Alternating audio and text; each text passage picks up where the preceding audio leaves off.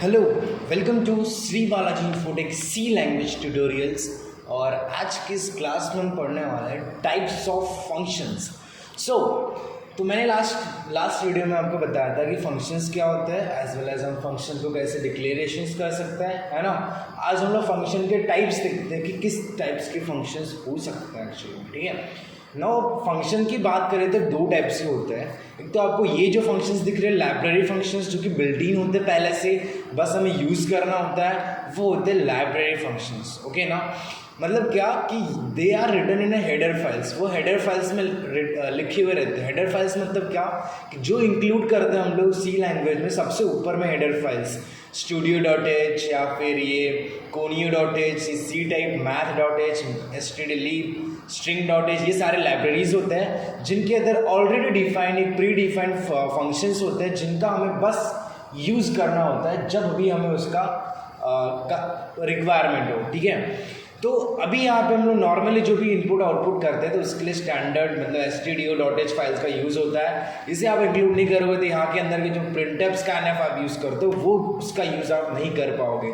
तो आपको अगर इन सब का यूज़ करना है तो आपको studio.h फाइल को इंक्लूड करना ही पड़ता है सबसे ऊपर।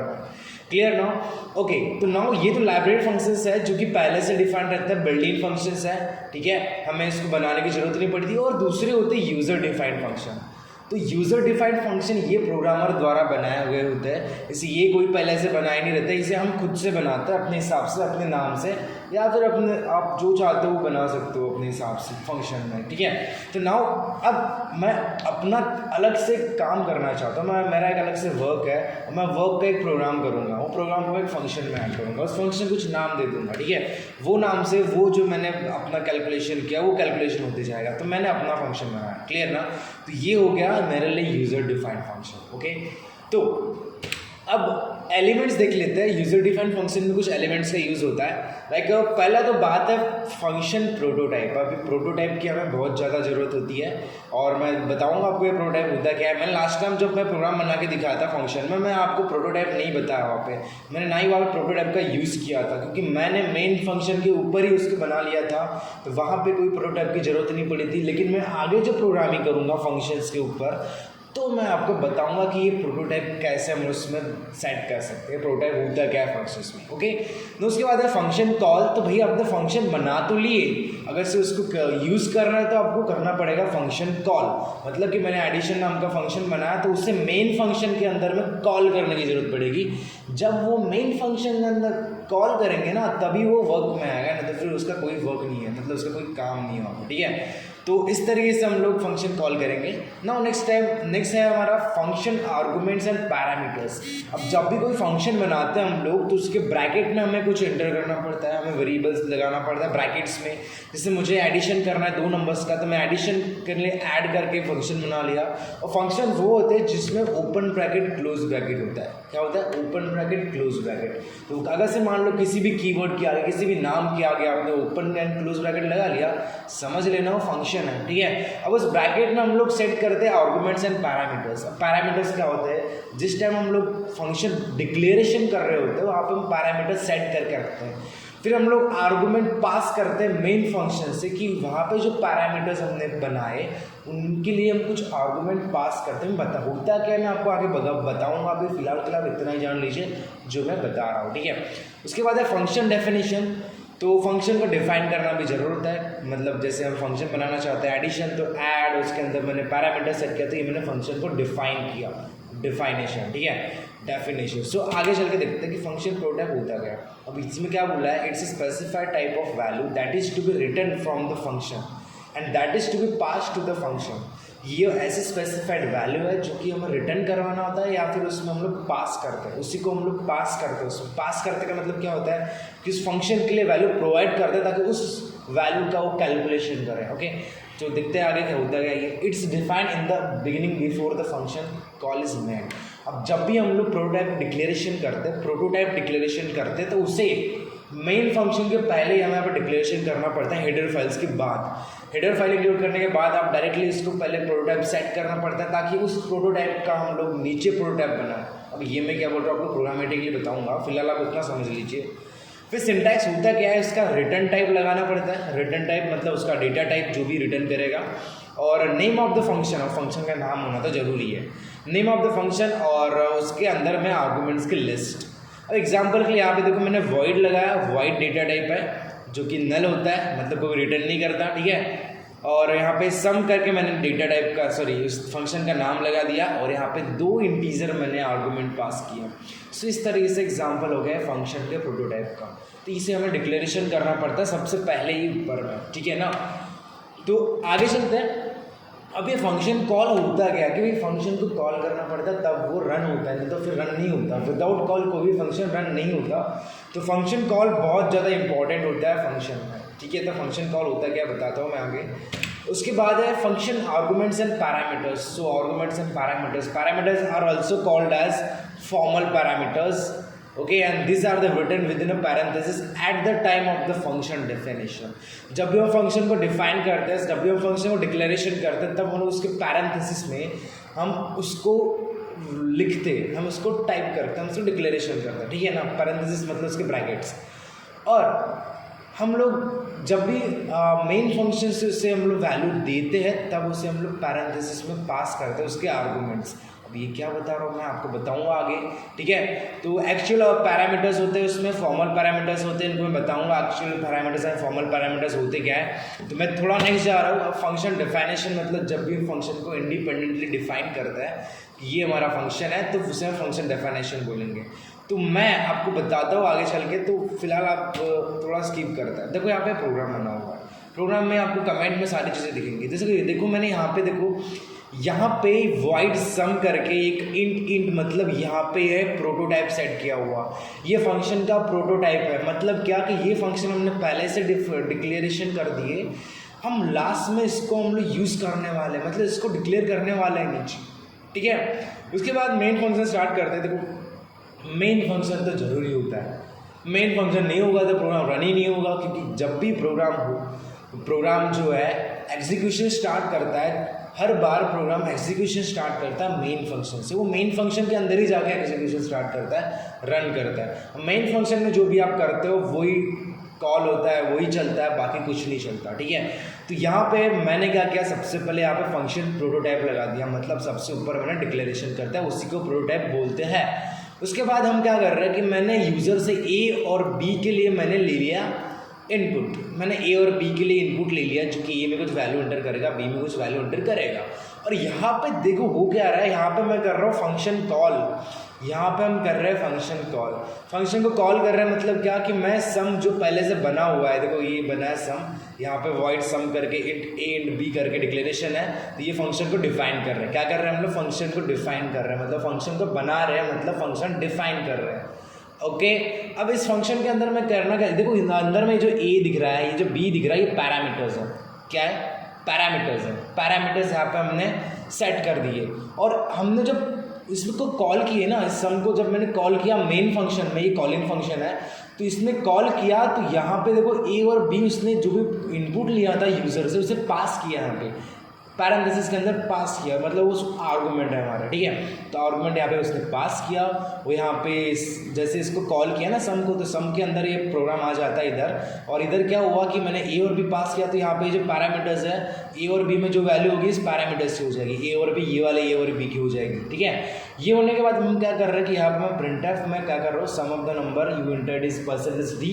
यहाँ पे परसेंटेज डी में हम लोग ए प्लस बी कर रहे हैं, मतलब जो ए में आया और बी में जो आया उसको प्लस करके हम प्रिंट कर रहे हैं। तो जैसे मैं कॉल करूंगा, जैसे प्रोग्राम को रन करूंगा, तो यूज़र के लिए इनपुट लेने के लिए आपको मैसेज मिलेगा, और उस मैसेज में हम लोग ए और बी के लिए वैल्यू एंटर करेंगे, उसका प्लस होकर आपको प्रिंट हो जाएगा। तो प्रिंट क्या होगा, the sum of the number you entered is, वो जो वैल्यू पर प्लस होगी वो दिखेगी आपको। इस तरीके से हम लोग फंक्शन डिफाइनेशन करते हैं। आई होप आपको ये जो प्रोटोटाइप है, ये फंक्शन कॉल क्या होता है, ये फंक्शन डेफिनेशन क्या होता है, और पैरामीटर्स कब पास करता है, जब डेफिनेशन तो फंक्शन को डिफाइन करता है, और आर्गुमेंट कब पास करता है, जब फंक्शन को कॉल करता है। ये सारी चीज़ें आपको पता होना चाहिए, और उसको आप फिर से वीडियो को देख के अच्छे से समझिए इस चीज़ को, ठीक है। तो नेक्स्ट चलते हैं, उसके बाद है रिटर्न स्टेटमेंट। देखो रिटर्न स्टेटमेंट बहुत ज़्यादा इंपॉर्टेंट होता है। It is the last statement of the function that return the certain value.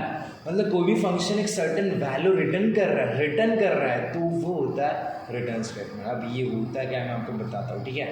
It returns certain type of values to the place from the where the function was invoked. जहाँ पे function हम लोग बनाते हैं वहाँ पे जहाँ पे फंक्शन ख़त्म होता है तब वो कुछ न कुछ वैल्यू को रिटर्न करता है। रिटर्न करता मतलब क्या कि वो मेन फंक्शन को पहुँचाता है वो वैल्यू जो उसने कैलकुलेट किया है उस फंक्शन से जो उसने डिक्लेरेशन किया था। तो क्या होता है इसका सिंटैक्स देख लेते हैं। यहाँ पर रिटर्न वेरिएबल नेम है और कांस्टेंट, या फिर अब कोई वेरिएबल हम रिटर्न कर रहे हैं तो उसका नाम या फिर कांस्टेंट कोई भी हम रिटर्न कर सकते हैं यहाँ पे। अब हम नेक्स्ट जाके रिटर्न का देखते होता है क्या है। तो जब भी हम रिटर्न करना चाहते हैं तो उसके कुछ कैटेगरीज होते हैं फंक्शन। एक तो होता है function with no argument and return value. अब क्या कि वो जो आर्गूमेंट हम लोग पास कर रहे थे हमें आर्गूमेंट पास करने की जरूरत नहीं पड़ेगी लेकिन वैल्यू रिटर्न करेगा, ऐसा फंक्शन होता है, ठीक है। और दूसरा फंक्शन का टाइप है कि with arguments but no return value. तो वहाँ पे आर्गूमेंट पास करेंगे हम लोग मेन फंक्शन के अंदर, ठीक है। यहाँ पे जो आर्गूमेंट्स है ना ये मैंने बनाया, ये आर्गूमेंट पास करेंगे हम लोग फंक्शन के अंदर बट रिटर्न नहीं करेगा कोई वैल्यू। ये क्या चीज़ होती है बताऊंगा आगे, तो फिलहाल इसको समझो कुछ थोड़ा सा, ठीक है। No the function with no argument and return value. यहाँ पे हम आर्गूमेंट पास नहीं करेंगे फिर भी रिटर्न वैल्यू करेगी, ठीक है। नाउ यहाँ पे function with the arguments and return, तो आर्गूमेंट्स रहेंगे वैल्यू भी रिटर्न करेगी। और यहाँ पे क्या हो रहा है कि आर्गूमेंट नहीं रहेंगे वैल्यू रिटर्न करेगी, यहाँ पे आर्गूमेंट्स रहेंगे लेकिन वैल्यू रिटर्न नहीं करेगी। और यहाँ पे no argument no return value. तो इस तरीके से कुछ फंक्शंस होते हैं, इसके टाइप्स है, कैटेगरीज है फंक्शंस के, यूजर डिफाइंड फंक्शंस के। तो आपको बताता हूँ मैं एक्चुअली होता है क्या। अब देखो यहाँ पे फंक्शन है, तो ये जो फंक्शन मैं बता रहा हूँ ये है no argument and no return value. अब यहाँ पे क्या हुआ कि मैंने क्या किया, सिर्फ यहाँ पे सम का एक प्रोटोटाइप दे दिया है यहाँ पे, और प्रोटोटाइप देने के बाद यहाँ पे ये वाला सम को हमने मेन फंक्शन के अंदर कॉल कर लिए। तो यहाँ पे कोई आपको दिख रहे क्या आर्गूमेंट्स? नहीं दिख रहे ना, सम के अंदर कुछ पास नहीं है, ये हो गया नो आर्गूमेंट। अब ये जब कॉल कर दिया सम को तो सम में क्या हो रहा है कि सम में डिक्लेरेशन हो रहा है ए बी, और प्रिंटफ मतलब यूज़र से इनपुट भी ले रहे हैं वो ए बी के लिए और उसको इंटर करके उसका एडिशन भी करवा रहे हैं। तो यहाँ पे क्या हो रहा है, रिटर्न वैल्यू नहीं कर रही, यहाँ पे रिटर्न को दिख रहा है रिटर्न लिखा हुआ नहीं, मतलब यहाँ पे ना ही उसने आर्गूमेंट पास किया ना ही उसने वैल्यू को रिटर्न किया। तो ये जो इस टाइप का फंक्शन होता है उसको बोलेंगे no argument and no return value. Clear? तो नेक्स्ट चलता है अब function with the argument and the no return value. अब द आर्गूमेंट पास करेंगे हम लोग आर्गूमेंट पास करेंगे लेकिन वैल्यू को रिटर्न नहीं करवाएंगे, ठीक है। इसका मतलब कि मैं यहाँ पे क्या कर रहा है कि यहाँ पे हमने आर्गूमेंट पास कर, देखो यहाँ पे ये प्रोटोटाइप सेट है सम का, सम इधर डिक्लेयर्ड है, ओके ठीक है, ये सम सेट हो गया है।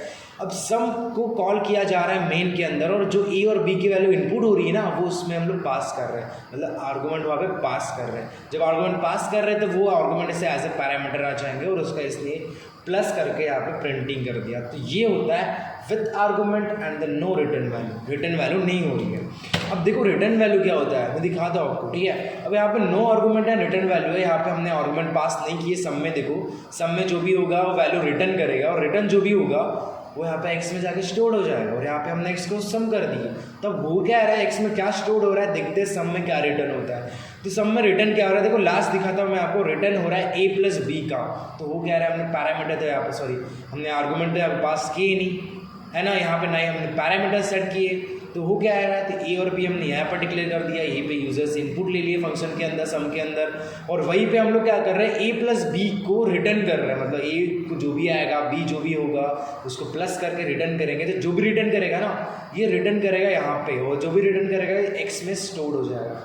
इसमें रिटर्न क्या कर रहा है, एडिशन रिटर्न कर रहा है, और जो एडिशन रिटर्न होगा वो यहाँ पे एक्स में स्टोर हो जाएगा, मतलब इसकी प्लस एडिशन वैल्यू एक्स में स्टोर हो जाएगी और यहाँ पे जो एडिशन निकला था वो प्रिंट हो जाएगा। ओके ना, इस तरीके से ये होता है no argument and the return value. Easy है। So with argument and the return value कि यहाँ पे आर्गूमेंट भी रहेगा और वैल्यू भी रिटर्न करेंगे। अब देखो यहाँ पे मैंने आर्गूमेंट भी पास किया ए और बी, और यहाँ पे वैल्यू को रिटर्न भी कर रहा है ए प्लस बी। तो यहाँ पे वैल्यू जो पास किया मैंने वो प्लस होके आएगी और एक्स में स्टोर हो जाएगी और एक्स को हमने प्रिंट कर दिए।